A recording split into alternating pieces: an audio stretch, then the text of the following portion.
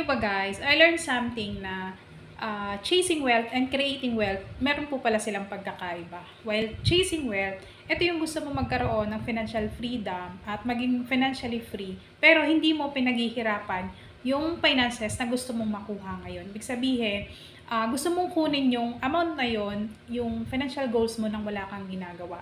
While creating wealth naman is putting your effort today, or you're doing the business today. Let's say you do investing, that can create money someday. Sabihin, ginagawa mo to ngayon, then yung inaasahan mong financial freedom and to become financially free, ngayon pa lang ginagawan mo na siya ng paraan. Sabihin, mina-maximize mo or yung binibuild mo yung financial freedom mo. Hindi mo to inaasa sa iba, wala kang kinukuhang finances galing sa iba, but you are maximizing your own ability